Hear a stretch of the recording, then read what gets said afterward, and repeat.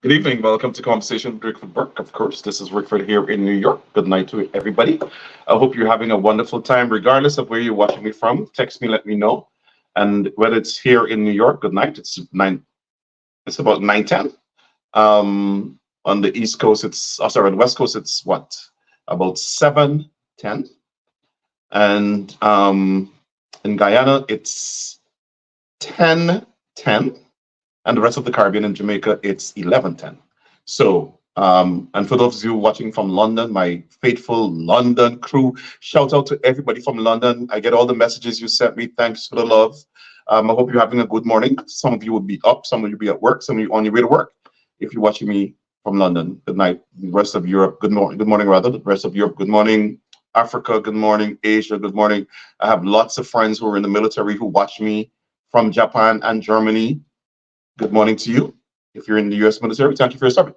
Share the link, everyone. Share the link. Tonight, we're going to dissect Bharrat Jagdeo like a toad. Like a toad. I am on fire. I am fired up. He spent 40 minutes attacking me and the conference and this mission today. 40 minutes. As a matter of fact, 50 minutes. He had a 123-minute press conference. We're going to go through each segment of it and tear his ass apart. Yes, I am ready. You know, there's a soca. Anyway, I'm not going to repeat that soca. Share the link, everybody. Come on, get into all your Guyanese groups and share the link left, right, and center. Get on all your platforms, social media platforms. If you've not subscribed to my YouTube page, subscribe. Go right now, pause, subscribe. If you're watching me from Facebook, and I notice at least 10,000 people watching me every night that I'm on YouTube. Thank you. Keep sharing that link. If you're watching from Facebook, go to the top of your page, like and follow me so that you'll get notices when we go live. Share the link, everyone. Share this link. All right. So, guys, we ready? Before I go to break, we go to break. We the technicians see my position. Check the song and so on, and then we adjust and we come back. But I want to acknowledge some people: Don Simmons, Kevin Joel, GY. Lily, is that Lily Gavincia? I did not see it. Went by so quickly. And Elizabeth Kit. Good night. Where are you guys watching? Bronxville in the house. Hold on. Could you guys scroll that one back for me? Gulliff Boozman, Bronxville. Dennis Booker. Dennis, good night. Raquel Gentle, good night. I just wonder why every press conference Jack is being rude and malicious. That's the nature of the guy. He's just a sourpuss. He's a sourpuss. And by the way, that's an English word. I'm not cursing at him. That's an English word. It means an old, grumpy, angry, disgruntled person. Sourpuss. So tonight, the word is sourpuss. Bharrat Jagdeo, you're a sourpuss. You're not only a sourpuss, you're a despicable sourpuss. Everybody go to your social media page and type in Bharrat Jagdeo is a despicable sourpuss. Bharrat Jagdeo is a despicable sourpuss. And like I said, I'm not using any indecent language. I'm not using any foul language. That's a word in the English dictionary. He's like a censor foul. He's like a yard foul. He gets up every Thursday and he just curses out black people and Glenn Lal. Black people and Glenn Lal, right? He despises Glenn Lal. I think it's a game. But let me continue. Sharon Fraser, good night. Speaking truth to power, whoever you are, good night. Camille, good night. Camille Cox, good night. Oh, wow. Wow. I can't keep up. I can't keep up. You guys are running it too quickly. I can't keep up. Mr. Mingo, Miss Beatrice Shelby. It's going too quickly. Keith Anthony, Ben, Jocelyn. Keep sharing the link, everybody. Share the link, share the link, share the link. We have a lot of information for you. Keep sharing the link, everybody. Share the link far and wide and vast. I'll be back in 60 seconds. Share the link.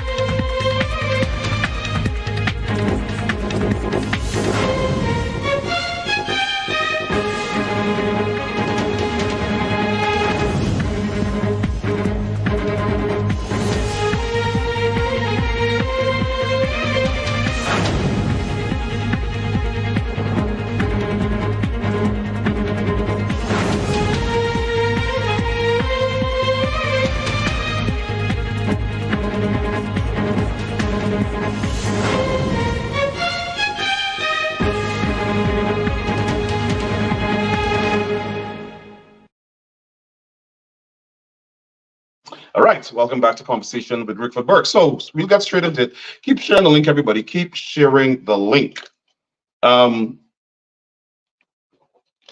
I have 2 bottles of water here. I drink a lot of water, and tonight I think I'm gonna overeat. So I have 2 bottles of water here.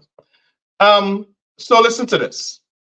Today, serial killer Bharrat Jagdeo, and we all know he's a serial killer. He was involved with he formed death squads, formed and helped finance and directed death squads that killed black people, killed hundreds of black people.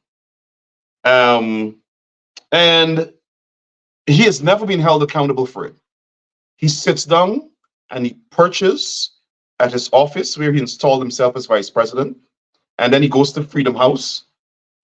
Is that a B? He goes to Freedom House and discusses government business as if Freedom House is an extension of the government.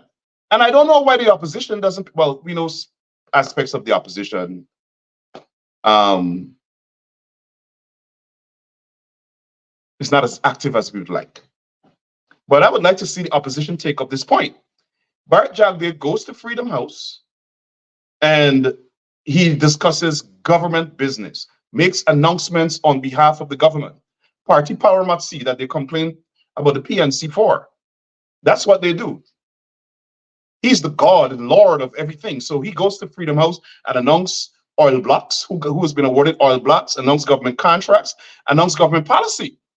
Today he kept telling the reporter, oh, I don't want to deal with that. I want to deal with government policy. If you're at Freedom House, you got to deal with party business, Bharrat. Party business. And people should start to file complaints. People should start to file complaints. He is politicizing his office. He's prostituting his office. Prostituting his office. Keep sharing the link, everybody. But then he spent 40 minutes cursing me, the delegation from the US. He said, I send them, and the delegation. Well, Bharrat Jagdeo, thank you very much for endowing me with that power, where I, Rickford Burke, have the power to summon legislators from Georgia, North Carolina, South Carolina, Kentucky, Tennessee, Mississippi, and direct them to go to Guyana on a fact-finding mission. I am really powerful and influential. I pat myself on the back, Bharrat. But there's underlying disrespect from Bharrat Jagdeo for black people. And so he tries in this press conference to disrespect these members of the various state legislatures because he thinks that he can take the government's oil money and pay lobbyists whenever he wants or when he wants to achieve a certain US policy objective. But what he doesn't know is that based on press releases that I've read, all of these legislators are accustomed to people like Bharrat. They're from the South. They know how to deal with racists like Bharrat Jagdeo. They know how to deal with racial discrimination. And they're all part of black states, of their respective states, black legislative caucuses. So just like you have the Congressional Black Caucus for Congress, the Georgia legislature would have Georgia Legislative Caucus, New York Black Legislative Caucus. Each state has that. This is America. We talk about protecting the rights of black people because black people have been disadvantaged from since slavery in this country and around the world, which Bharrat Jagdeo is trying to reinstitute in Guyana.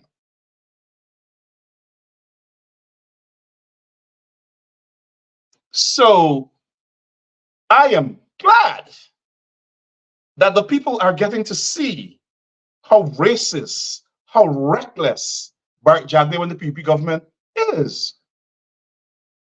I must tell you this before I go to Bharrat. Keep sharing the link, everybody. I listened, like many of you, to the town hall meeting that the delegation held today at Kitchener Labour College. I was embarrassed as a Guyanese. I was embarrassed for the government. I was embarrassed to hear all of those Black people come to the microphone, one after the other, and speak about the treatment of Black people in Guyana. There's a young man that resonated with me, a young man. And I'm going to play back that press conference. Sorry, that town hall meeting. Several important points, but that young man, I think he might have been around the last or second to last to speak, had resonance. To see a young man talk about the state of Black people. And he spoke about Guyana being an independent country for 57 years. And the fact that we came out of slavery and went into colonialism, as he put it.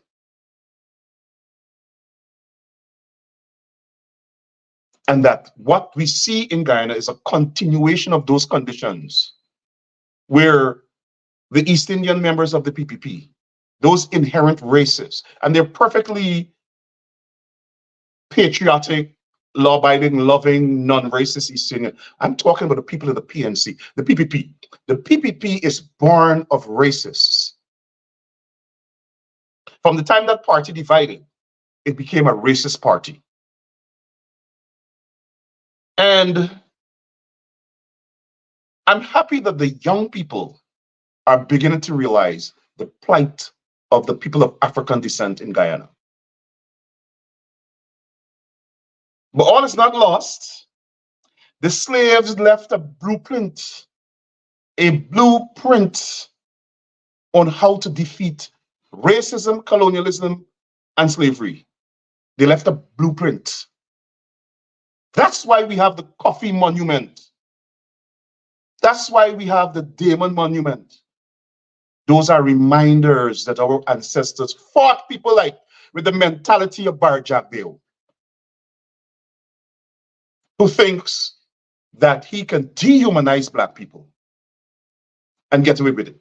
But I want to go now to Bharrat Jagdeo, and I'm going to deal with him section by section.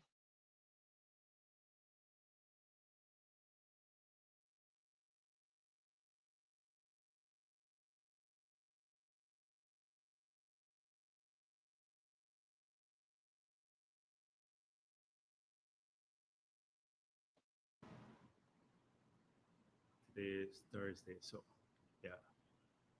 Earlier this week, you've had a full engagement with the Minister of Natural Resources. It lasted several hours. So I hope today all the questions you would have want answered were addressed to the minister. And I think he extensively dealt with most of those questions and his sector. So I would expect that there would be no repetition at my press conference, and we can deal with other issues that may be of interest to the populace. In the news, we have seen a group of individuals who have come to Guyana in their private capacity, claiming to be a fact-finding mission on discrimination in Guyana.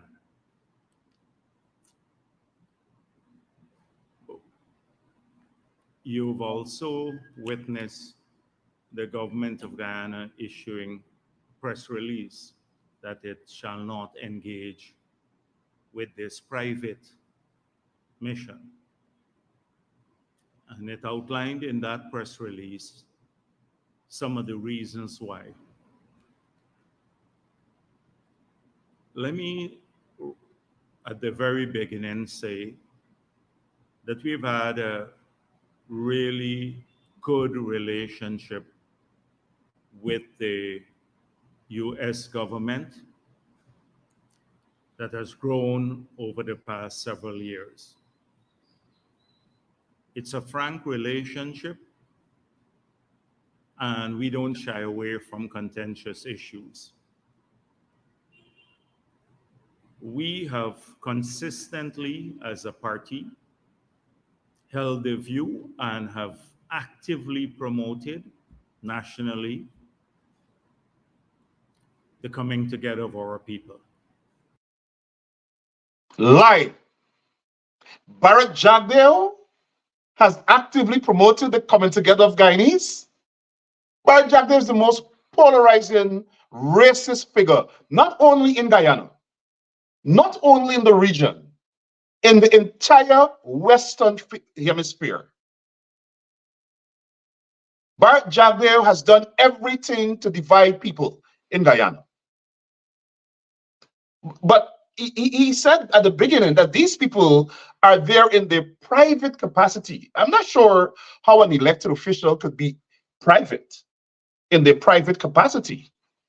They can't be, I mean, I don't know, they could answer for themselves, but I know I've worked with elected officials for 30 years. You could never be in your private capacity. What do you think they're going to buy? Breadfruit or banana at the market? That's their private capacity. They're legislators. They're legislators, right? So I am not sure how Bharrat Jagdeo can say they're there in their private capacity. Now, let us step back to the last visit 2 weeks ago by what, 13 or 15 New York State legislators.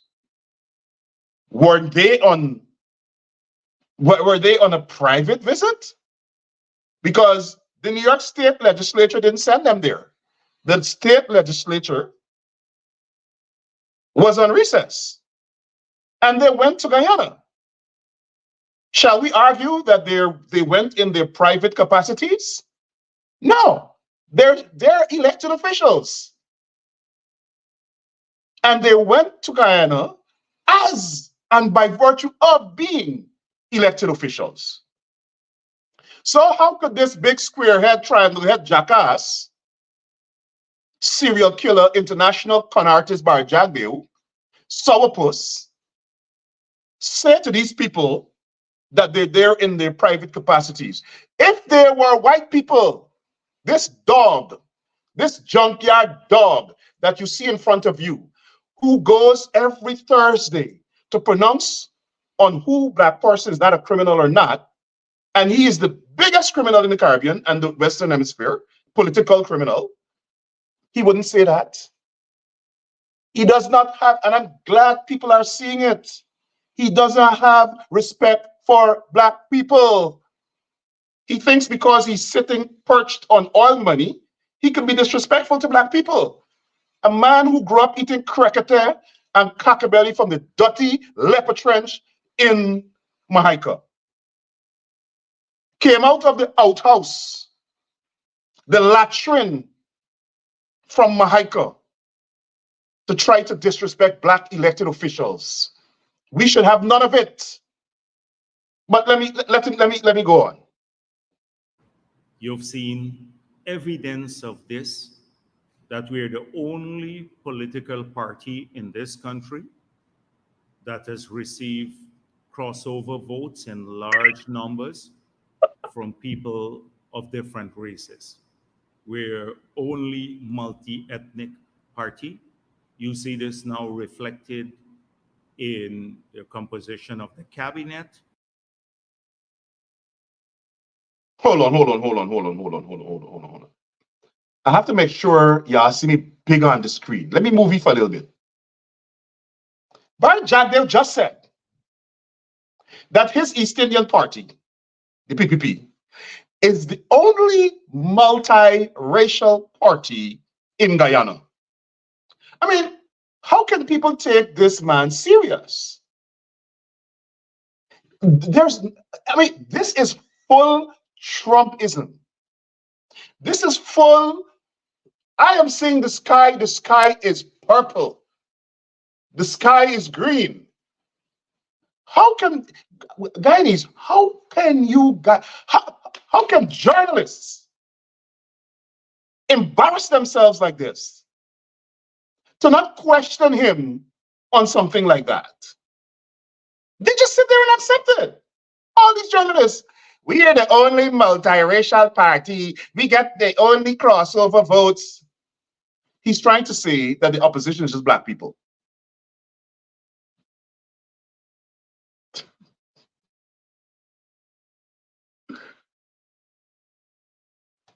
The opposition gets at least 20% of the East Indian votes in the country.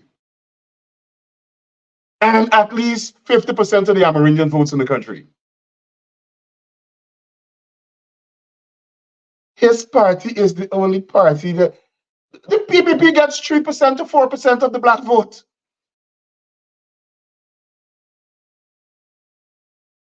But this guy thinks that he could just come like Trump and say these things, and nobody challenges it.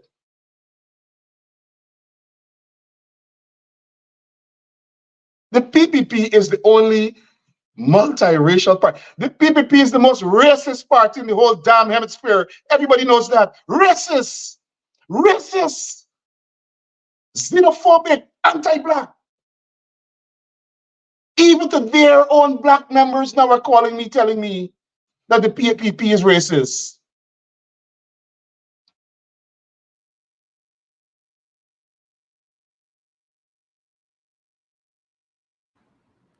The legislature or legislators, you see it at the local government levels, at the regional level. No other political party in this country has the level of ethnic diversity as the His party is the only party that has ethnic diversity in the parliament, in the regional councils, and in the village. So who's Ganesh Maipal? Who is Don Hastings?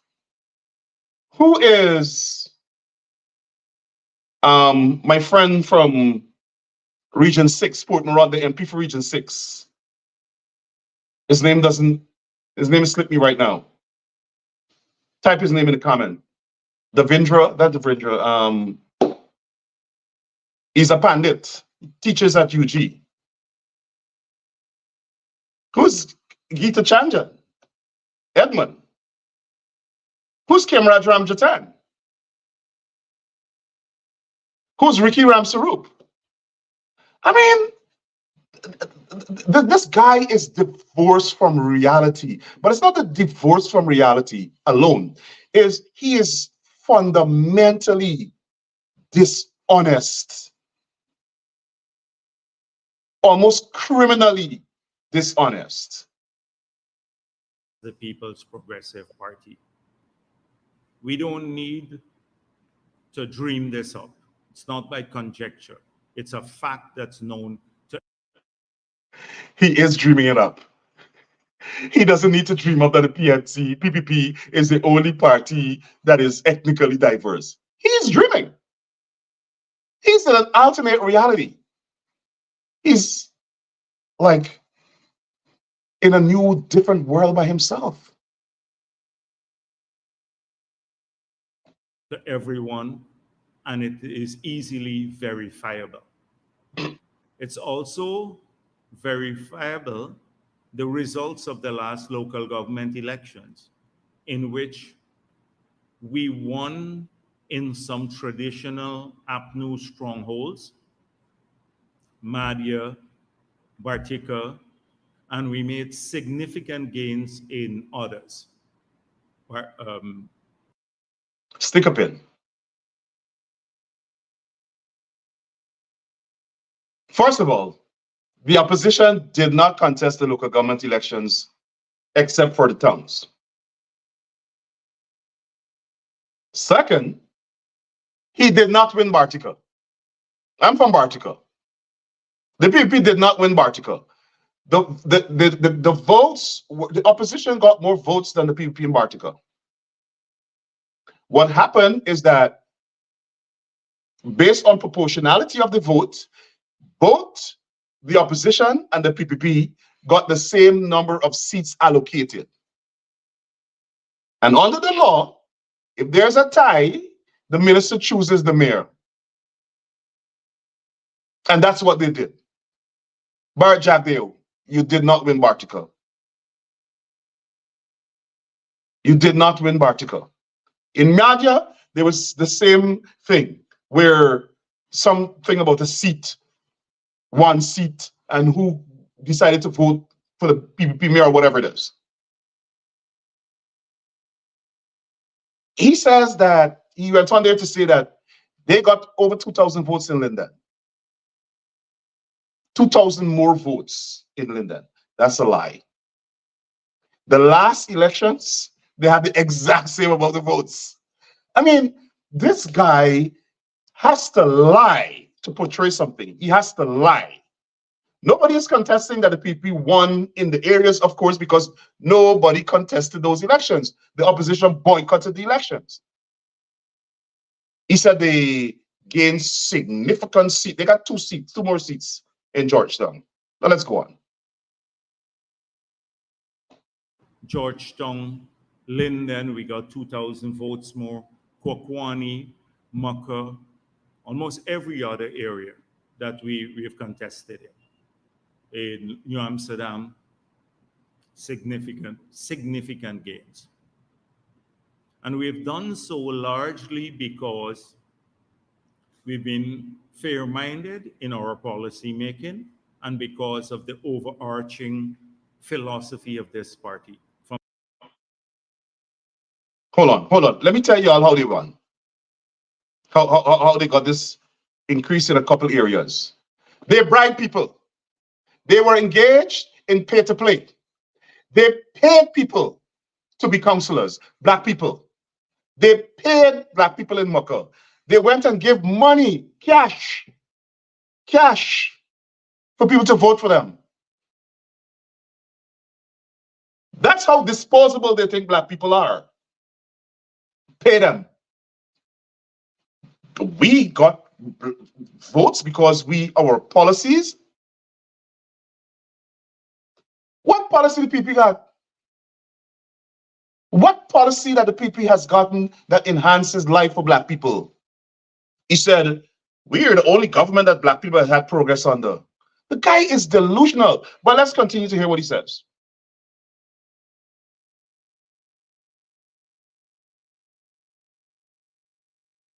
From the time of its formation. It's also a fact, so these things could be proven. We have always argued that our track record is there in every single area to be seen by the public, and we're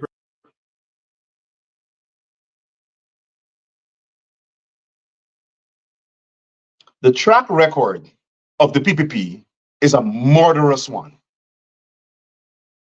That's Bharrat Jagdeo's track record and the PPP track record. It will stain them forever. I noticed he took umbrage because the people said in some statement that accusations of racial discrimination are cloud over the government. They are. Everybody in the world has heard of PPP racism in Guyana.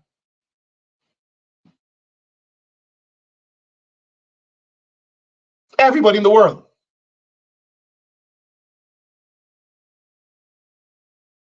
Everybody in the world knows about the murderous history of the PPP.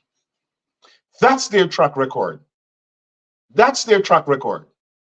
Stopping people free speech, using black police office commanders like Clifford Hicken to kill people, to shoot and kill people and commanding people to go and suppress people's expression of free speech. They attempt to install Putin-style autocracy in Guyana. That's their track record. Giving contracts only to East Indians, that's their track record. Stifling black businesses, killing black businesses, that's their track record. Taking away land from black people, although Guyana is 83,000 square miles, and only 18%, they've seen it fit to take away land from black people. That's their track record. They are an apartheid regime. And let me say this. Some people tell me, oh, Rick Fred, when you say apartheid regime is too harsh. What's apartheid? Let's look at South Africa. South Africa had millions upon millions of black people than white people. More black people, millions more black people than white people. So what the white people did, a little group of them commandeered the economy, took up all the lands, right? Used black people as slaves, used the police and dogs to go after black people. That's apartheid. That's what is happening in Guyana. Black people aren't a minority. The black population in Guyana is not a minority. The Amerindians are a minority. We're what? 30% of the population. The PPP support-based East Indian population is about 9% more than black. That's not a minority. So why the PPP Indian supporters must get all the land? Why must they own all the business? Why must they get all the good government jobs? And this time around, they came back with a different strategy. They're using black people to carry out their racist policies and practices. So they'll get a compliant house slave like Mark Phillips, or a compliant house slave like the police commissioner, where they can send him to shoot down black people protesting for their rights. And then they'll say, oh, the police force is full of black people. But at the head, you have a compliant house slave, dunce and unqualified, but committed and dedicated to the PPP. Almost regretful that he's black. He has to go out his way to show the PPP that he could suppress black people.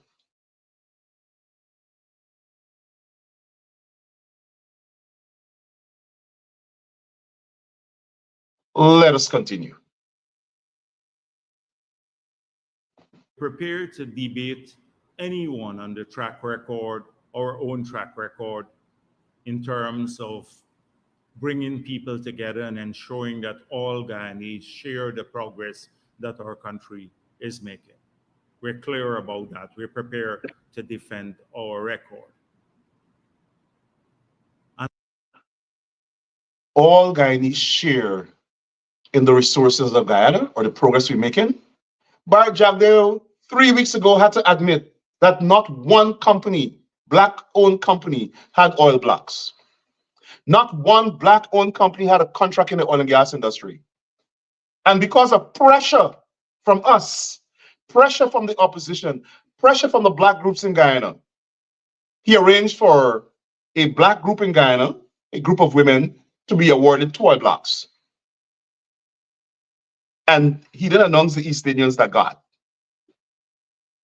And then all the East Indians had oil blocks before, in addition to the foreign companies.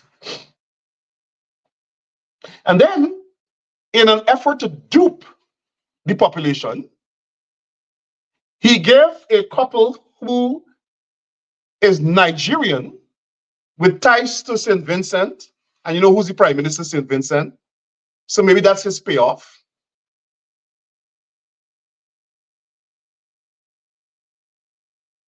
He gave them an oil block and had the audacity, the effrontery, he was so ostentatious to say, this is another black Guyanese couple. Nothing the guy does, nothing that he does is authentic, truthful, genuine, nothing. He's a cockroach. In the Arab world, they call a criminal a cockroach. That's what Bharrat Jagdeo is. A straight con artist, hardcore criminal cockroach. Another fact, though, is that we've consistently been subjected to allegations of racism by APNU. They've done this without any facts, without evidence to prove the racism. Without evidence? CGID did a study based on the information on the website of the National Procurement Board.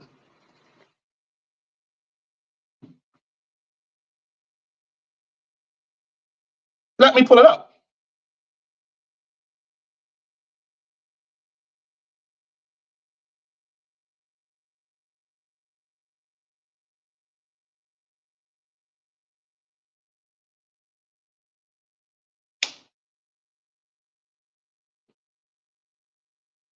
This is what the study found.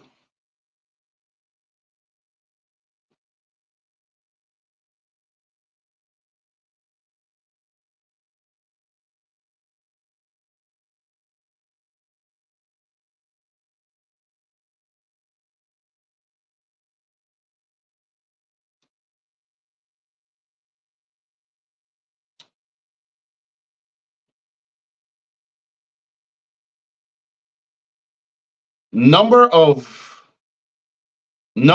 people of East Indian descent awarded government contracts.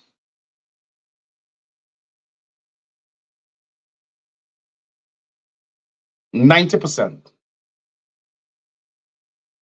Afro-Guyanese, 2%. Afro-Guyanese, 2%.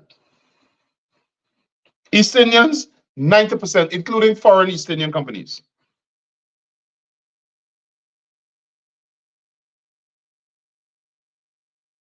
When you break it down, Guyanese of East Indian descent receive 72.6% of contracts.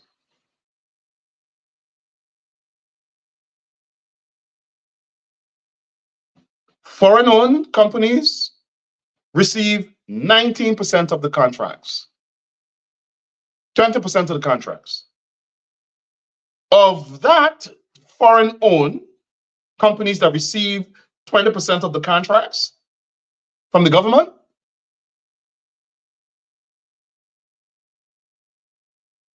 %12 are East Indians from Trinidad and other places.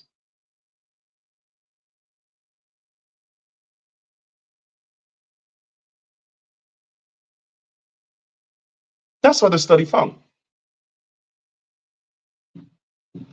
Nigel Hughes did a study that shows 99% of gold and diamond export license went to PPP East Indian supporters.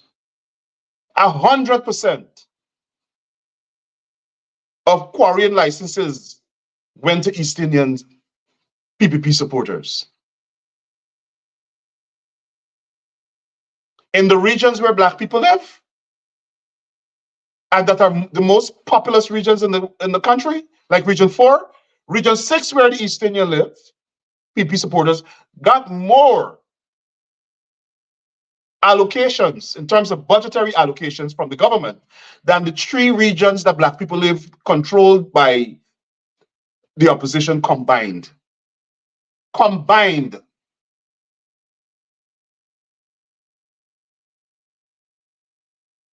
He thinks by saying things, it's acceptable. Oh, the opposition has no evidence of racism. Hell yeah, they do. Everybody got evidence of racism. The PPP government is the most racist government in the Western Hemisphere. And we're not going to stop talking about it, Bharrat Jagdeo. And everywhere you go, you must deal with it. You go to the UN, you must deal with it.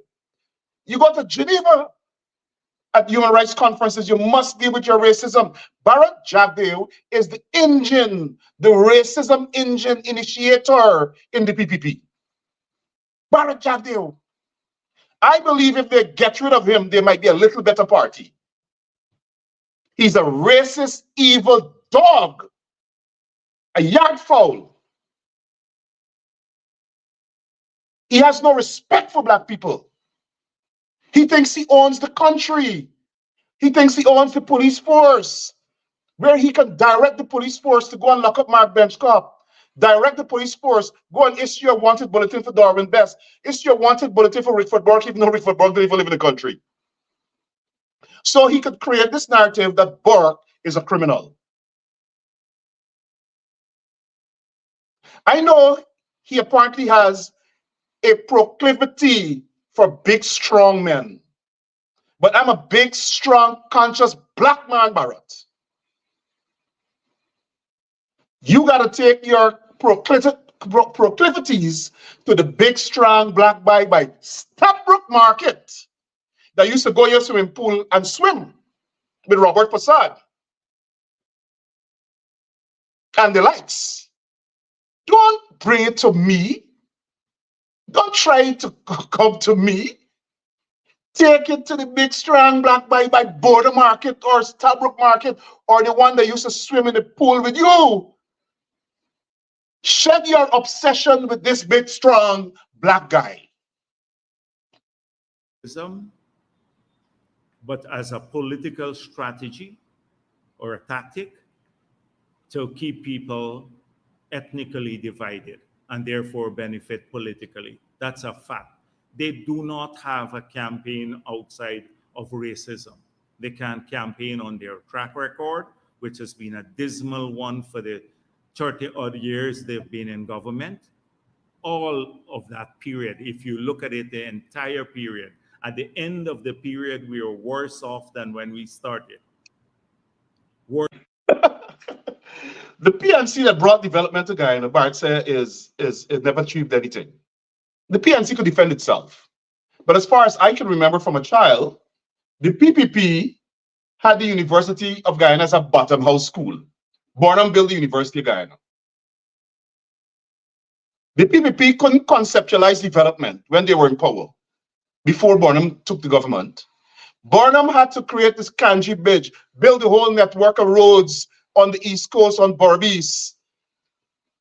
Barnum brought electricity to the rural areas in Guyana. Barnum built the culture center. Barnum built the harbor bridge. Barnum built the Timeri airport. The PNC brought development.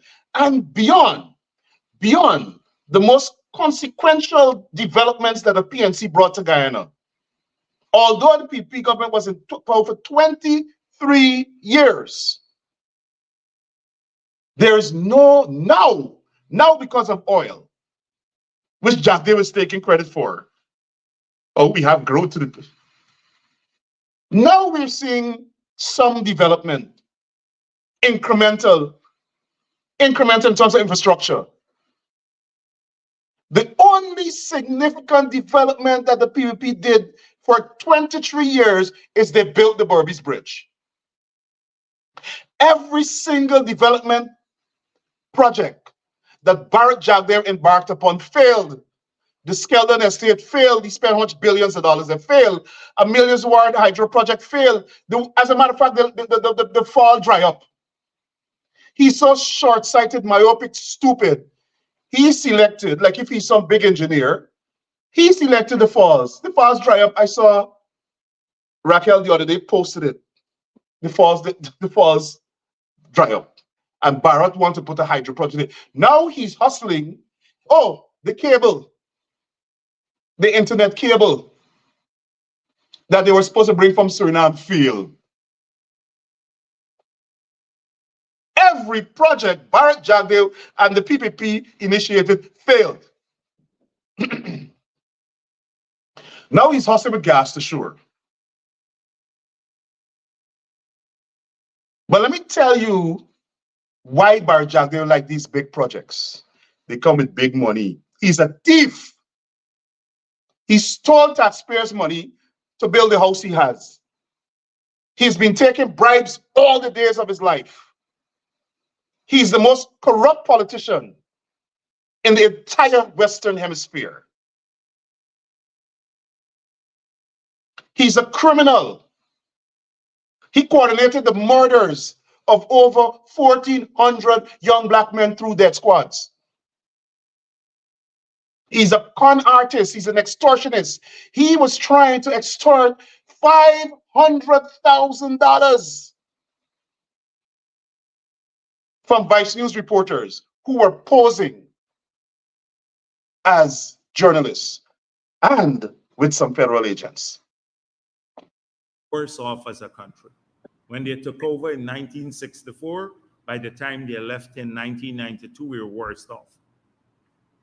As though the 28 years did not matter. We made no progress. We decumulated wealth. We lost. I wasn't around when the PNC took over Guyana.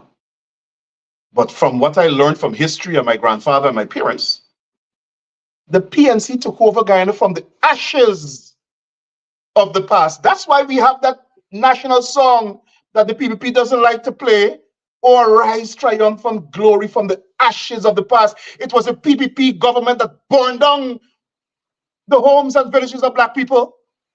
It was the PPP operatives who went and slaughtered black people all across Guyana during the Civil War, the civil unrest period from 1960 to 1964. There was a permanent secretary by the name of Mr. Abrams who they thought gave information out. And the PPP went and slaughtered his entire family. The PPP Bharrat Jagdeo's party not only has a murderous history, they have a history of domestic terrorism. They bombed, the PPP bombed the San Chapman boat and murdered over 52 or 53 black citizens of Guyana. Bharrat Jagdeo's party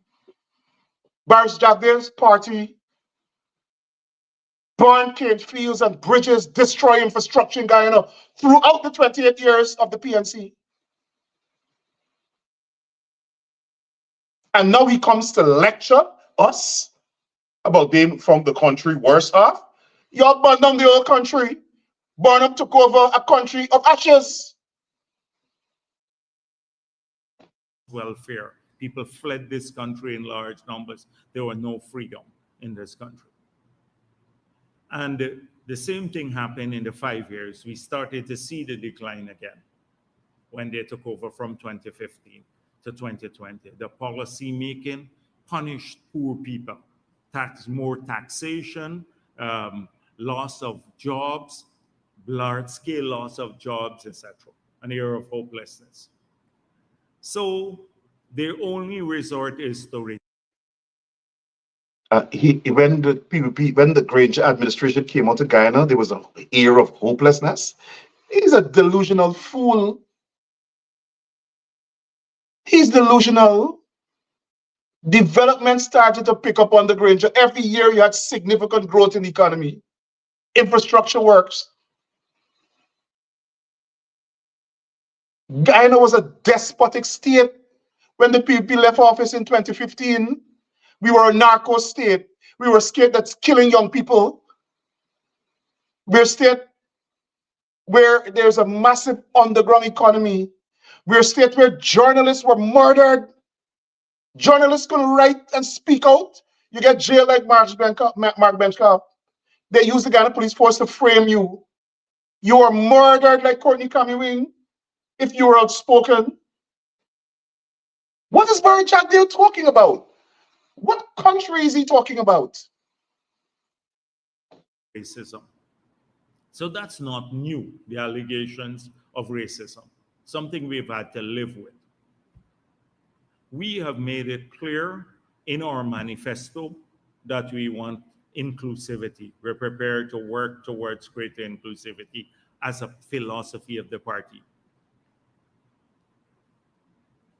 When we discuss this with the US government, when they mention inclusivity, they're simply mentioning what we already have in our manifesto when we campaign at the election time.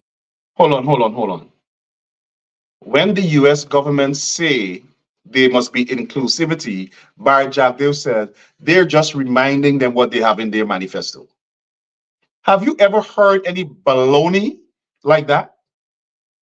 So Kamala Harris went through Bharrat Jagdeo's manifesto for 2020, and she noticed prominently in that manifesto that Bharrat Jagdeo and the PP said, we want inclusivity, which they're just saying out of convenience because there's an election, because the PPP believes in East Indian racial supremacy. So Kamala Harris has nothing to do. So one day she was bored and she decided to read the PPP's manifesto. And while reading it, she happened to stumble on this very impressive phrase of the PPP that says, we believe in inclusivity. And she decided that when she refused to meet with Arfin Ali in person, but then met with him virtually, to mention it. And she said, we commend you for your inclusivity, right? No, Bharrat. No, Bharrat. You're not going to get away with that. She called for inclusivity. If I am not thirsty, I would not call for water. If crime is not high, I will not call, no reasonable human being will call for crime to be reduced. If the PPP was fulfilling its fake objective in the manifesto of fostering and promoting inclusivity, there would be no need for Kamala Harris, Bharrat Jagdeo, to call for inclusivity. They don't give diddly squat about what you have in your manifesto. They are seeing what you practice. And they see you practice exclusion. And so in diplomatic speak, they say the PPP must have inclusion. You must have an inclusive democracy. You must have inclusive growth, meaning all of the people must share in the prosperity of the country. Inclusive democracy, all of the people must be included in the democratic life of the country.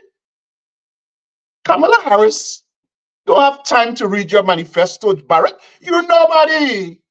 You're a low-life cricketer from UTT that come out of a latrine. You're nobody. Stop pretending that you're somebody of consequence in the world because you sit on some oil money. So it's nothing new. The United States has never asked for power sharing, as some people would like us to believe here. They've called for inclusivity, which is something that we're in favor of.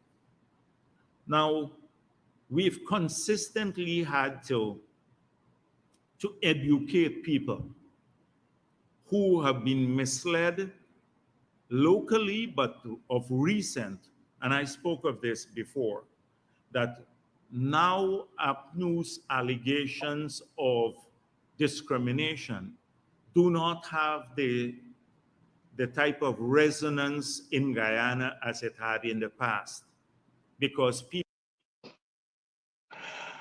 Bharrat Jagdeo says, APNU's accusation of racism has no resonance in Guyana. I hope he listened to the town hall meeting today. And I blame the political, let me just say this. I blame the political representatives of the Black population and the opposition constituency generally. You see that forum they had today? The opposition parliamentarians, regional chairman, mayors have an obligation to have those sessions with their constituents. I ain't talking about going and share out fly and talk to people on the street. Convene forums publicly. Let the world see. Let the world hear what your constituents have to say. And then call on the government to address them. That's the responsibility of political representatives. But going back to the point, Bharrat Jagdeo says uh, there is no resonance of racism in Guyana. Racism has disappeared. These guys, I mean, I keep saying that any smart politician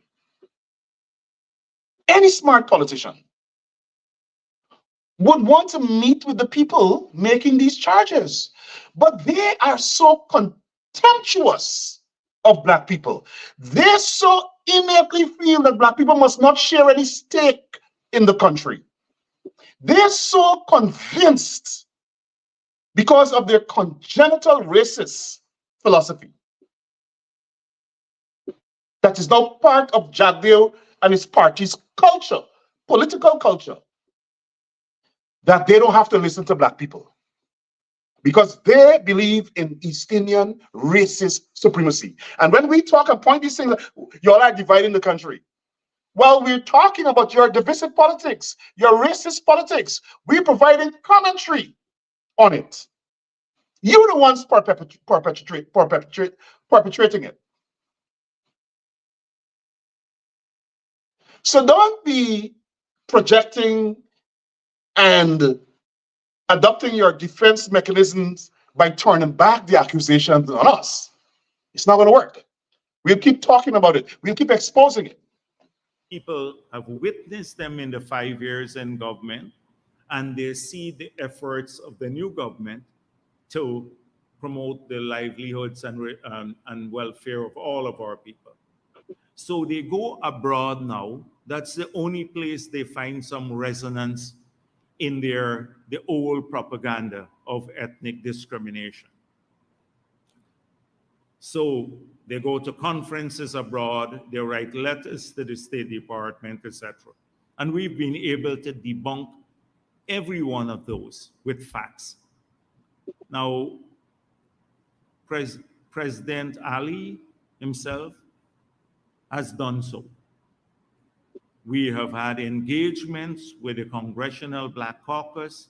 We said we are open to any questions about ethnic or racial discrimination.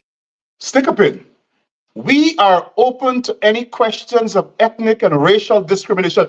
But how dare these Black people from America come to ask us if there's racism and racial discrimination? How dare these Black people from the South come to Guyana to interfere in our politics, according to the government, to talk to the people about racism in Guyana? Let us move on. He just said that, you know. He just said that. We can factually prove that it's propaganda. So if he could factually prove it's propaganda, what are you scared of? Why do you not meet with the people and present your factual proof that it's propaganda? One would think, right, that any logical government, thinking government, who, like Bharrat Jagdeo, sits in Freedom House, where they've killed people, Black people, they've killed Black people in there, right? One would think that if you have evidence where you could factually prove that these claims that these people said they've received, these allegations, you can prove they're presented. Present it. What are you hiding? Why try to discredit them? Because you didn't invite them? Because they're not white people that you all worship in the PPP? And President Ali has a great respect for members of the Black Caucus, the U.S. Congress. Hold on, no. Hold on, no. President Ali has a great respect for members of the Congressional Black Caucus. They don't have 1 ounce of respect for Black people, whether in America or in Guyana. They have attacked Congressman Jeffries, the highest ranking Black person in the country, in the Congress. They've attacked the Attorney General.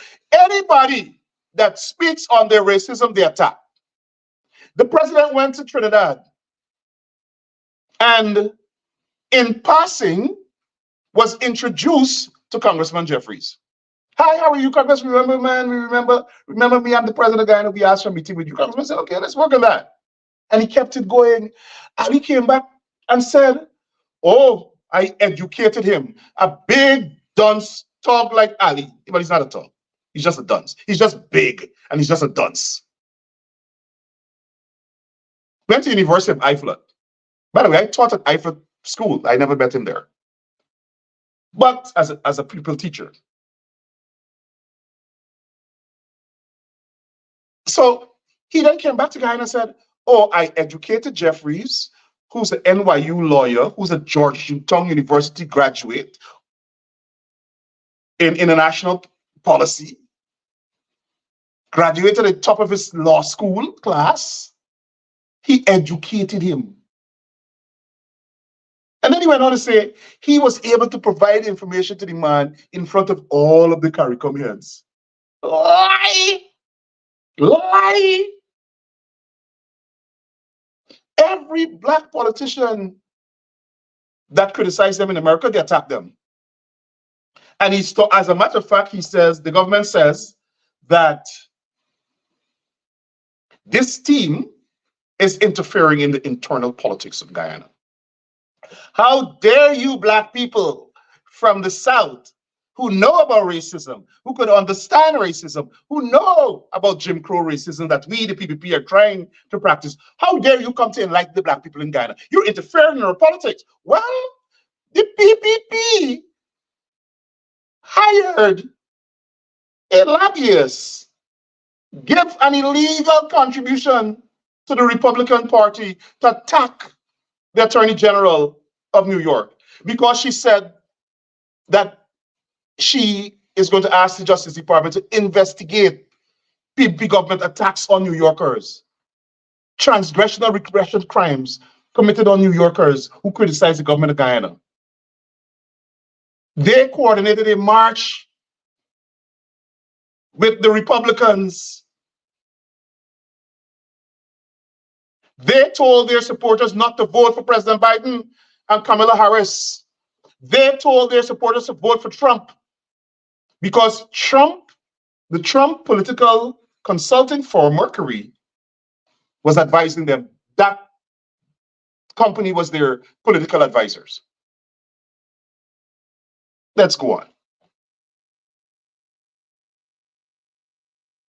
Congressional Black Caucus, we believe there are allies on many issues, including global issues and issues of resonance. Congressional Black Caucus is their ally one thing in we will perpetrating not racism against black people? is to subject ourselves to people who, in their private capacities, descend upon our country to prove what they've already issued as definitive. Stick a pin. Again, they spent $150 million on the New York legislators because they liked the head of the delegation. I'm not saying anything beyond that. Like I said, some of these people are my friends, but I entertain them. They provided transportation and big reception and police escorts and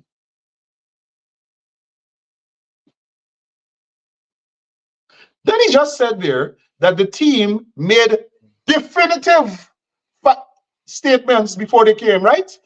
Let us wait and hear the definitive statements that he will then read. Let's listen. Position in earlier press releases. So we have no obligation to do that, but we remain an open country to any questions. We can prove. We are not going to tell you black people from the South because you want to talk about discrimination, but we remain an open country. We can answer any question. We are not going to answer any question on discrimination because me not hear, me not see, me not know. Yeah, go ask them black people. Yeah. right? Ask us any questions. Don't ask us about discrimination because we're guilty as sin and we don't know how to say. Don't ask us any question about discrimination. We are an open country. We're willing to answer any questions. He is such an idiot. Well, let's listen. Our track record of bringing people together and progress in this country. And I have made this statement and I stand by it as General Secretary of this party and Vice President of this country, that Afro-Guyanese have made the most progress in their lives under PPP governments.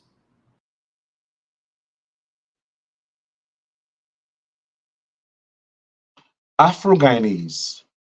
That's an insult to Black people. That's an insult to Black people. They've taken away our lands. They've taken away our jobs. They refuse to increase the salary of public servants. Brian Max today said 90% of public servants are Black. Bharrat Jagdeo said army officers and police officers, the Black people in the army and the police force, are rapists and kick down the door bandits. Hey, very good progress, right? Very good progress. Yeah, them Black people. If you all agree to come back, the army people will kick down the door and rape your daughters, and there will be nobody to protect them. That's what Bharrat Jagdeo said. The same Black rapists and kick down the door criminals they want to send to the border now. I hope that those same army officers wise up and observe. Now they can say that's divisive. Yeah, right? It's divisive to enlighten the Afro-Guyanese soldiers that Bharrat Jagdeo said are rapists. He never apologized for that. He should be forced to resign for calling army officers rapists. Brigadier Omar Khan, if you care about your soldiers, you should demand that Bharrat Jagdeo, I'm going to post that video again tomorrow. We have him on video at a political rally saying if you re-elect APNU, the soldiers and the GDF officers will kick down your door and rape your daughters. Brigadier Omar Khan, if you care about those men that you command, demand that Bharrat Jagdeo withdraw that statement. So they fired over 3,000 Black people. That's an improvement of their life. No Black person is getting oil and gas contract. That's an improvement of the Black lives. No Black person had oil blocks until we condemned it. Then they give one company. That's an improvement of the life, right? They kill out over 1,400 Black people through death squad murders. That's an improvement on our lives, right? They tried to destroy Sivon's business at first, take away his land. That's improvement. They tried to take away the car care land, the land for car care, and kill his business. That's improvement. Systematically, the PPP has destroyed Black villages, taken away Black businesses, taken away Black people's lands, destroyed the lives and the homes and lives of the people of Makkah and Hillfoot, took drag lines and police with guns, like the police in South Africa did to Black people. That's improvement in the Black lives, right? Yeah. I guess he's measuring an improvement by how far back he could drive us into slavery and servitude. He's not embarrassed to say that. He's not embarrassed to say that.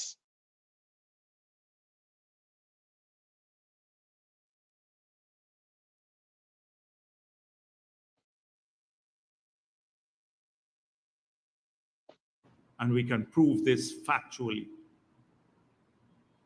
And as of all of Guyana, or every other ethnic group too, but including Afro-Guyanese. So I just want to say that we're open to balanced discussions, objective discussions on this issue. So he's open to what he calls balanced, objective decisions. Who makes that determination? Him? Oh, the PP.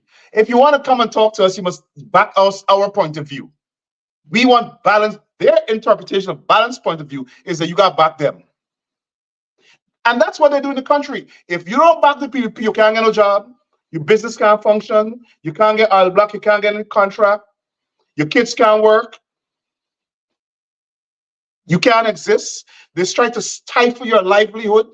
They shoot and kill your kids.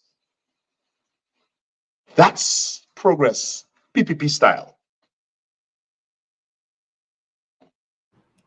But when an organization will, in a press release of the 26th of October 2023, say that this is one of the statements, say, the allegations of racial discrimination and human rights violations have cast a dark shadow over the nation, threatening the very fabric of its society. You can't be speaking about Guyana because there's no dark shadow over our nation. There was a dark shadow when APNU tried to steal the elections for the 5 months. Yeah. By the way, he's accusing the people of something they haven't done. The people said the allegations. The allegations. Listen, he's reading it.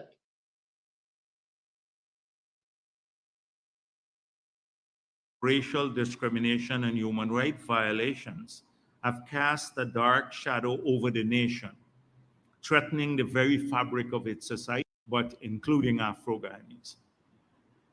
So I just want to say that we're open to balanced discussions, objective discussions on this issue.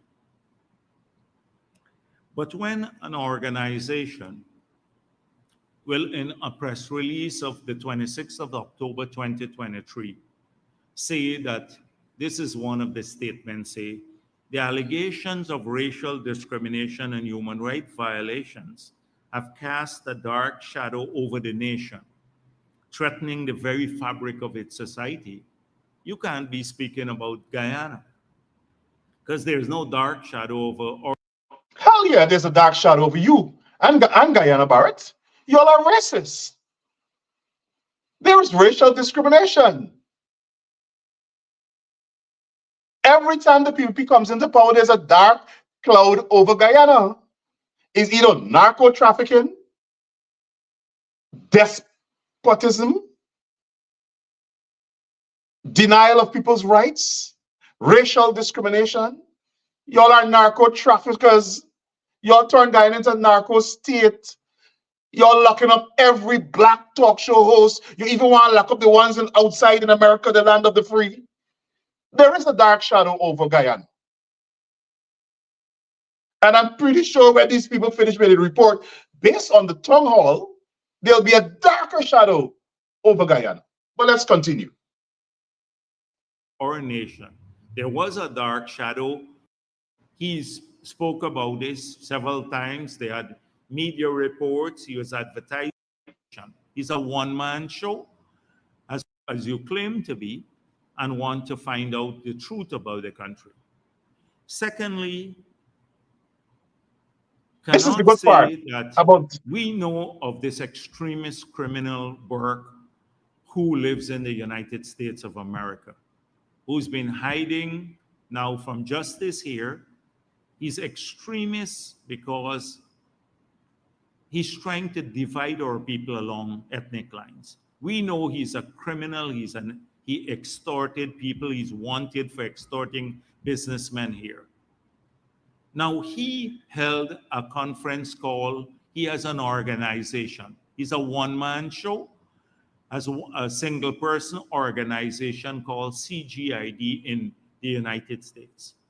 They organize. Stop. Rickford Burke is a criminal. He is hiding. And I'm right here, Bharrat. I am right here. Hiding from who? You? A crab dog like you? A cricketer? Hiding from you? A cockabelly eating latrine dwelling? I am right here. I am right here.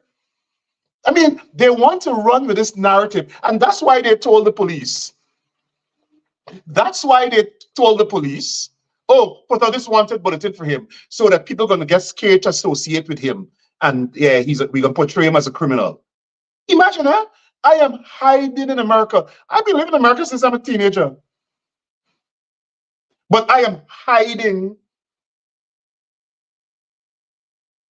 And then he says, I have a one-man organization. If I have a one-man organization, how can then immediately go on to say they held a conference? Listen to him. Hold on. Let me play it again.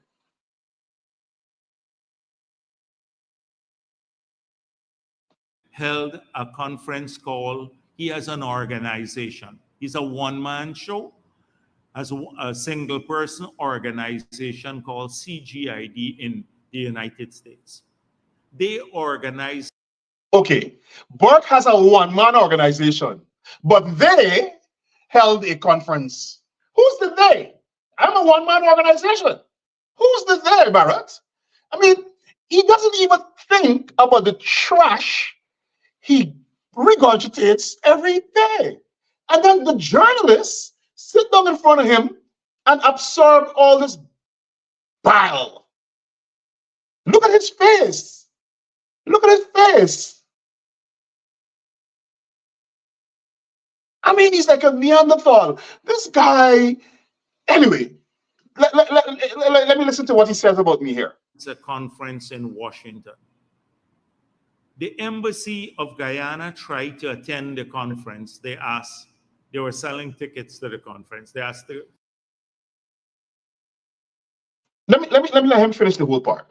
Send a number, including the ambassador will go to the conference, so that any issue that the delegates to the conference raise, they could have the government respond there, the opposition would be there.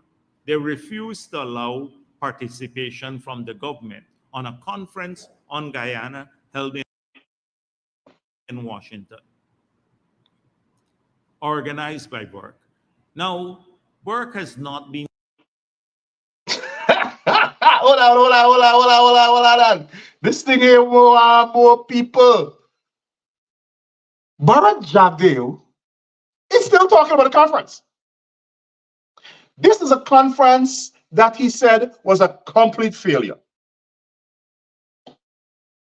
Complete failure. It was a disaster. He said 15 people attended. He said more delegates came from Guyana than were from America. Now, all of a sudden, he's saying, oh, we wanted the embassy to participate and to answer questions. This is a failed conference, right, Bharrat? But why Bharrat Jagdeo thinks that his racist ethnic supremacy can work in America? Why Bharrat Jagdeo think that he could dictate to us who must come to our conference? Why do Bharrat Jagdeo think that we and them people from Port Moran or wherever that he could control and tell us that the ambassador must come to our, let Bharrat Jagdeo with an ambassador go to hell. You're not coming to our conference. Our conference, and he said the delegates. I thought they had no delegates. Bharrat Jagdeo, this conference is hurting you, right? You want a lollipop? You want something to suck on? You want a pacifier? I mean, it's so bad you want to go to a conference in Washington? You're so hung up that Rickford Burke, this one man, I mean, this guy Burke must be some really Superman. This one man guy organized a conference in Washington at the National Press Club.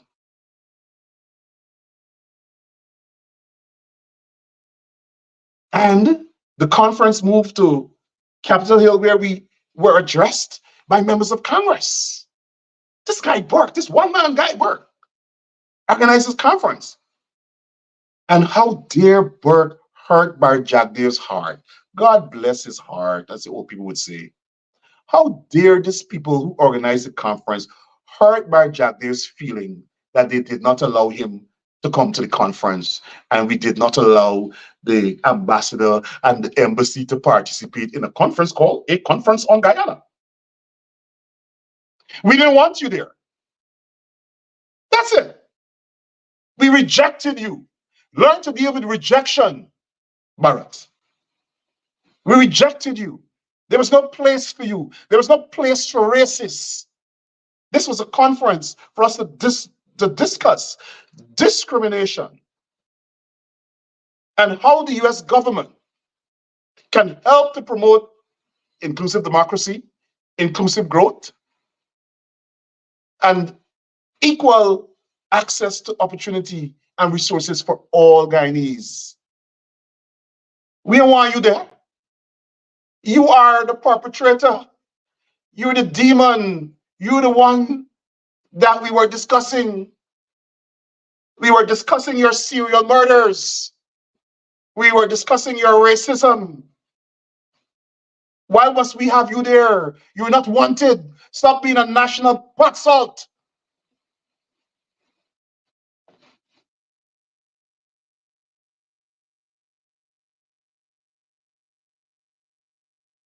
Shy about saying he's organizing this.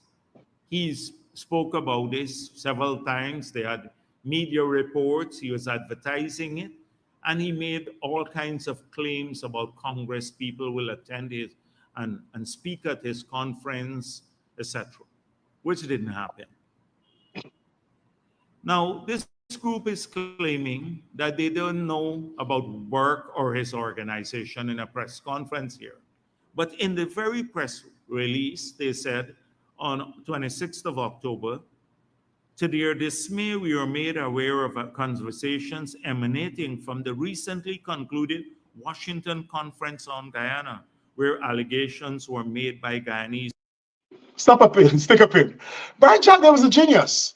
So he's reading what the people said. To our dismay, we were made aware. Nothing they said. Burke informed us. We attended the conference. Burke sent us a letter. We met with Burke for dinner.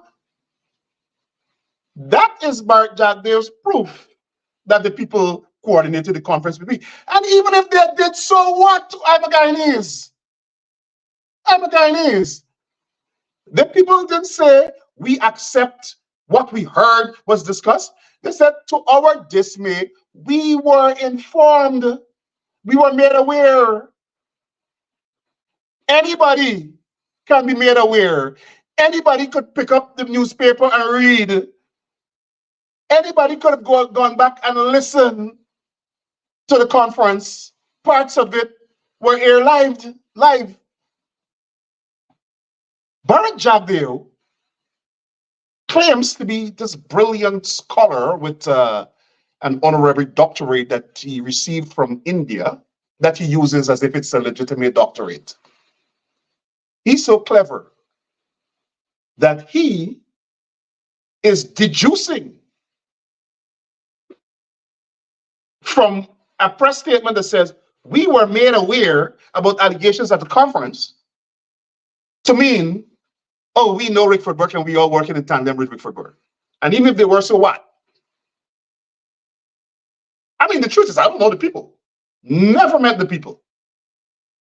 Never met the people. But this is not anything about Burke. He's upset because how dare these Black people come from America to investigate racism in Guyana. So he thinks that by shunning the people and trying to disrespect them, Black people and people from Guyana will not talk to them. And they won't get true findings. But let's continue to listen. These opposition members of parliament. So you are taken as the primary source of these allegations that have cast a dark shadow on the nation, coming from a conference held only for opposition members by a criminal called Burke. You're saying you don't know who this person or the organization, but they have arranged the conference. What sort of research are you doing? I read the people's press statement, and I saw the press conference. The people did not say that's their primary. They spoke about letters. They said they received a lot of information with allegations. They received documents. But there's Bharrat Jagdeo lying. I'm happy that he is being portrayed, that he's portraying himself as such a devil and a liar, that these people can assess how evil and nasty and racist he is. I mean, the guy just said he has proof that the people coordinated with me. And he come up with a statement where he goes, we were made aware of these allegations made at the conference.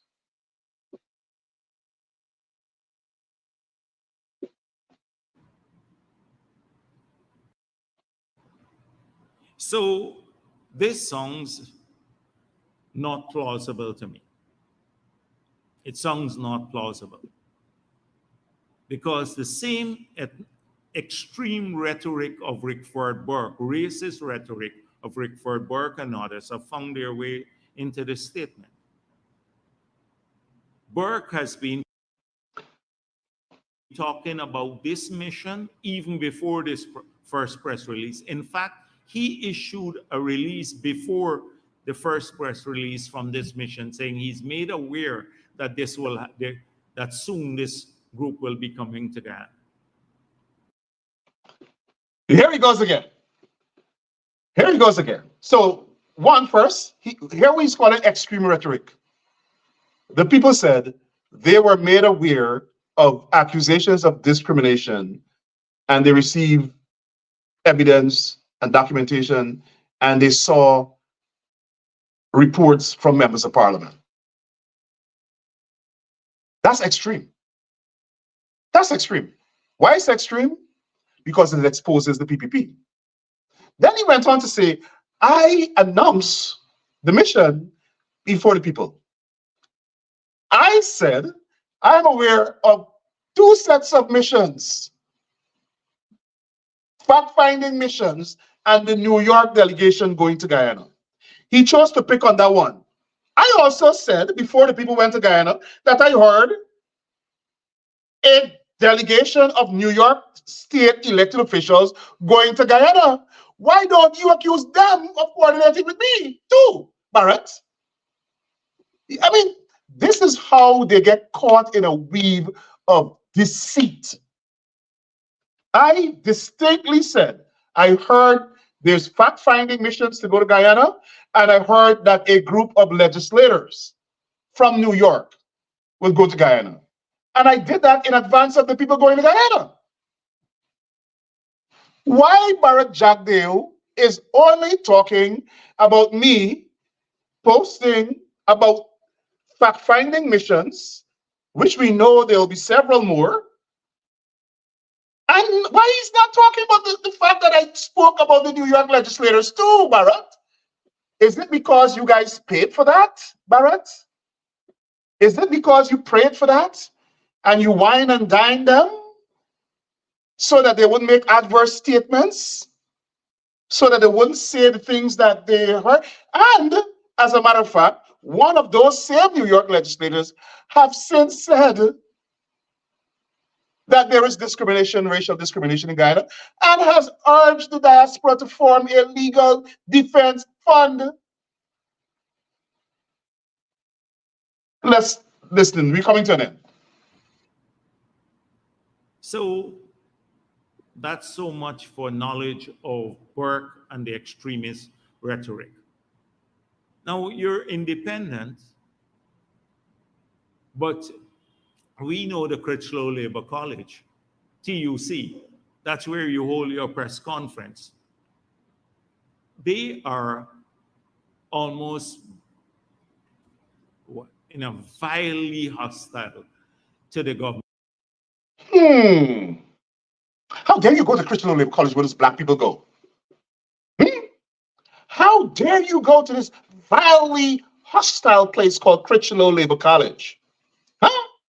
The entire college, the building, the students, everybody, we're hostile. I'm happy Bharrat Jagdeo held this press conference.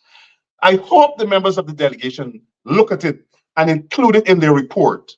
What Bharrat Jagdeo has demonstrated, proved, and confirmed, established that anytime you criticize the government, how they try to ostracize you, how they try to see you as not part of the Guyanese society, right? Oh, they held their press conference at Critchlow Labour College. So they should have called up Barbara and say, hey, where should we have the press conference? Right? And Bart is going to say, oh, go to Buddy's or Ramada or the Marriott or, yeah, no. These black people went to the Critchlow Labour College where all those black people go. So they must be anti-PPP.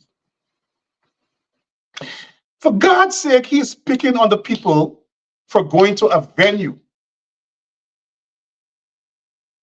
A college. But the secret to his criticism is that the college is administered by black people for whom he has utter contempt. That's it. And he's giving it away right there. They're vilely. You know what he's calling vilely opposed? Because the government took away funding for Critchlow Labour College. They don't want to educate black people. They don't want people to benefit, Afro-Guyanese to benefit from a college that Burnham built for them. They don't want people to criticize them. So Lincoln, he calls Lincoln Lewis' name. Lincoln Lewis, who's the head of the trade union, criticized the government. And they're so vindictive because Critchlow is administered and managed by the labor movement in Guyana. They took away the money. They tried to cripple and shut down Critchlow because the leader of Critchlow, Lincoln Lewis, criticized the government. I hope the delegation praises Bharrat Jagdeo for revealing his true colors there today. And I hope that they mention in their report this racist rant, this attack on Critchlow. Why? Because Lincoln Lewis, a black man who heads Critchlow, heads the trade union movement that basically owns Critchlow, criticize him and they take away the money. So you mustn't criticize them. I am Putin. I am Stalin. Today he refused to say whether or not his party still believes in Leninism and communism. Of course they do. He practices every day as a dictator. Let us listen. Government of Ghana, people like Lincoln Lewis and the others.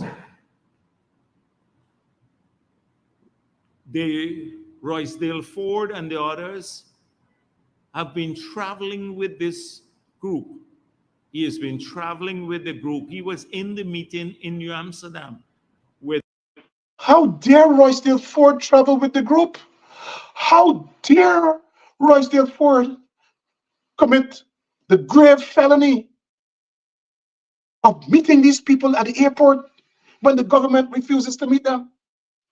How dare Roysdale Ford be in this meeting at New Amsterdam? So the government don't want to meet the people. And because that, anybody who meeting the people, they criticize him. This dog. I mean, how can the press sit down there and absorb this sort of nonsense? He's criticizing Roysdale Ford. He just said earlier Ghana is a free country. He's criticizing a member of parliament for going to a meeting with these people, for traveling with the people, for meeting them at the airport. Because the government thinks that nobody should meet them. And listen to him. His primary concern is not Rickford Burke. He knows the people don't know me. His concern is they're coming to investigate allegation of racial discrimination. And so he knows if these people were to talk to people and get empirical data and get evidence of racial discrimination, they will put it in a report and the report will be adverse to the government. So they want to start to build a narrative before the report to say they're biased towards extremists. And we're extreme because we're commenting on their racism. We're criminals because we're Black and they don't like us. Rings like Jim Crow, right? I heard that young man today say exactly what I said here. What they're doing in Guyana is a continuation of the Jim Crow era in America. That's what Bharrat Jagdeo is doing. So Ford mustn't associate with them, with the people, with the delegation, because Bharrat don't like them, because they come to investigate we racism and they're going to catch me being racist. So nobody must associate with them. How dare Ford, how dare this person, how dare that person go associate with them? And now he's going to attack Ford forever because Ford went to a meeting with the fact-finding mission. Let's listen. We're wrapping up. The group. And then it was announced, the chairs, from what I was told by people, was announced for a town hall meeting and set up out downstairs, but it was later moved up into the chamber where, so that you could have limited number of participants. So so much for the objectivity of the mission. I'm not going to deal with the speculation that this group is coming to help Roysdale Ford because he has weak number is in the contest for leadership. He's not dealing with that, but he's repeating it. He's like a little sissy. Every time he hear a gossip, he run and go, Burke in a basement, Roysdale Ford get low numbers, so he bring people from America. He's like a little sissy. You know what a sissy is? Somebody who likes to gossip and then bring stuff out every time they hear something, you know, like a national pat salt. That's Bharrat. A big vice president like this. Oh, I'm not going to deal with a rumor I hear that Ford got low numbers. Yeah, it's a rumor. I'm not going to deal with it. He never clever enough to realize that we understand what he's trying to do. Of the PNC, that he's not getting many delegates from Berbice or from Linden. And so this is to help him to secure more delegates. If he could bring a fact-finding mission into these communities, then he's doing a greater job than North. But hold on. I thought it was Burke. No, it wasn't Burke. It's the MPs who went to the conference. No. It's not the MPs who went to the conference. It's Ford. Ford brought these people to Guyana to improve his numbers so he could get more delegates to the conference.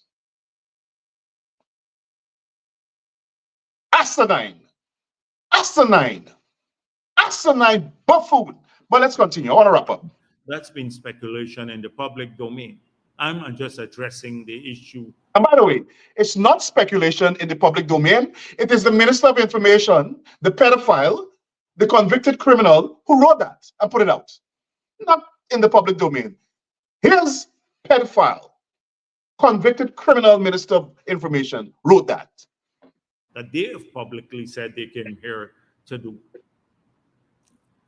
Now, that's so much for objectivity.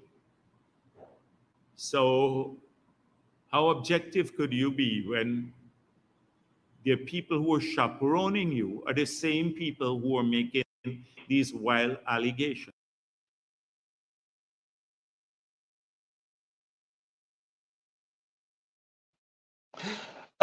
This is Guyana, and we believe in East Indian, PPP East Indian, supremacy and control, domination and superiority. So we are upset because you did not have an East Indian chaperone. You had a Black chaperone by the name of Roysdale Ford, and he's extremist because he's complaining that his constituents who are Black are being discriminated against. So these people lack objectivity. Elected officials from the South, he's scared to death because they know about racism. They know about racial discrimination.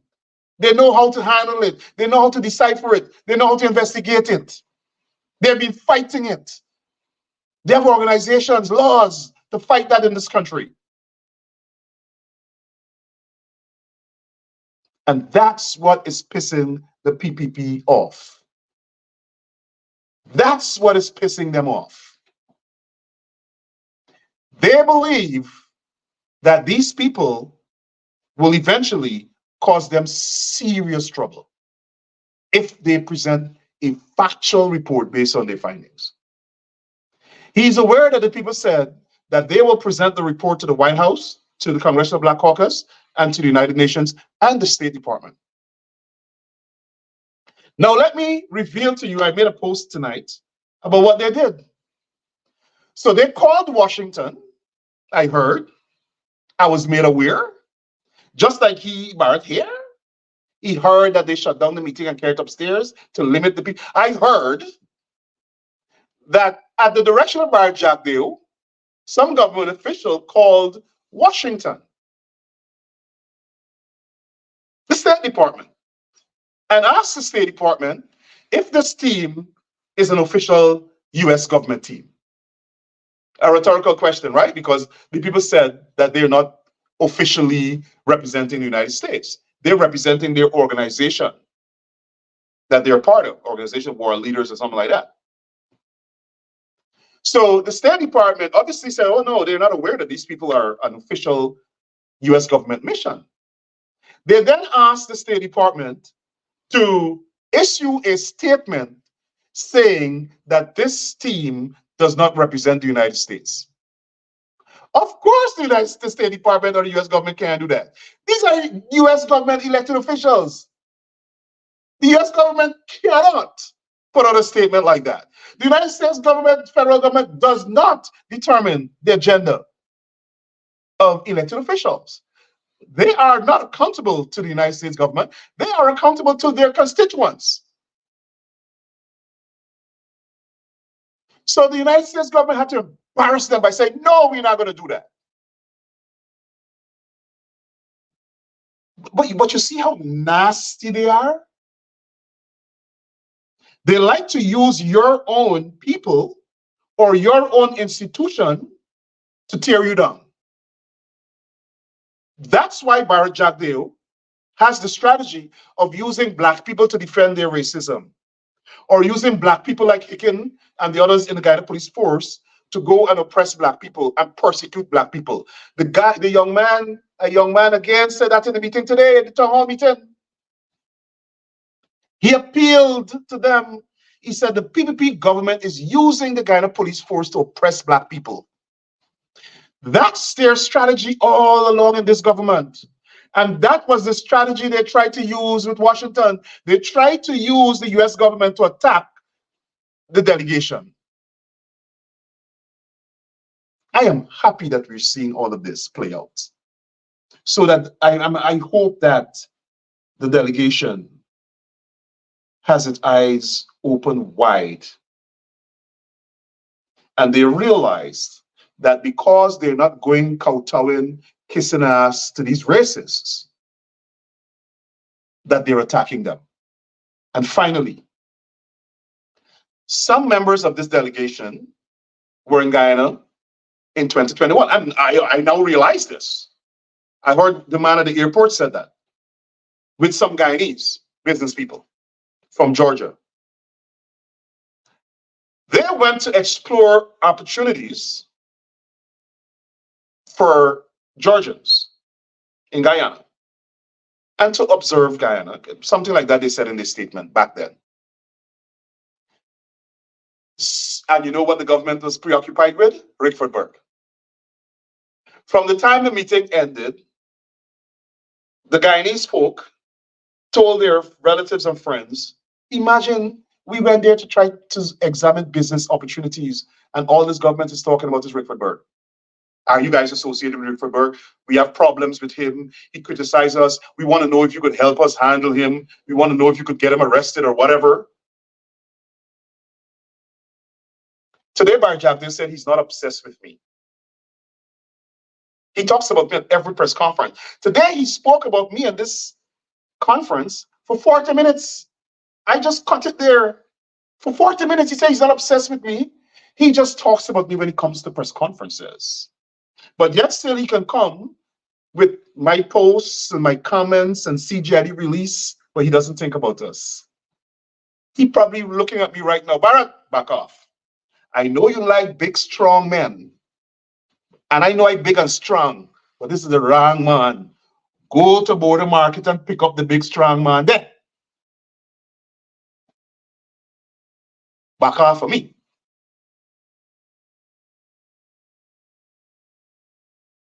Because every bar you blow at me, buddy, you're getting it back. You come for me, I come for you. You attack me, I attack you. Till death do us part. I am not afraid of you, Bharrat Jagdeo. You killed those people when you were president and you think you get away with it. You put Mark Benchcoff in jail for no reason and acted like a king and a dictator, and you think you got away with it. You planned the killing of all these people. You formed death squads that murdered people, and you get away with it. You are lucky that you can still walk free in Guyana. But one day there will be justice. One day you will have to face justice. And all the threat you threatening me, Bharrat, threatening me, I have a response for you. We have a response for you. Execute your threat. Go ahead and execute your threat. Go ahead and get your hitman.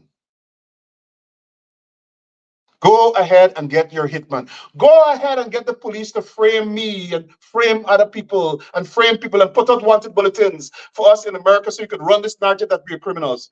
You are the biggest con artists in the Western Hemisphere, and time will catch up with you. Your end would be brutal. You got punished to your death. And the same gallows that you're building for Black people, the same police force that you're using to oppress Black people,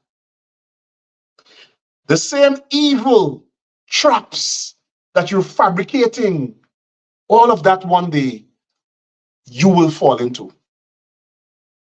One day the world is going to realize that you're a hard, stone cold killer, a hardcore criminal, an international crook who sit there with people who are real criminals, like the people from Sheriff Ahmad, who's a criminal. Talk about him. Call him a criminal. Talk about Tamesh Jagmohan, who you all take money from to run your campaign, who's on the no-fly terrorist list in America. Talk about the Mohammeds. All of these people are under investigation for serious crimes. But you espouse Black people that you could reach over in America to tell people who's a criminal and Bork live in a basement when you come from a latrine. We will continue to expose you. We're not afraid of you. Thank you guys for listening. This is Conversation with Rick Burke for tonight, November 16, 2023. Have a good night.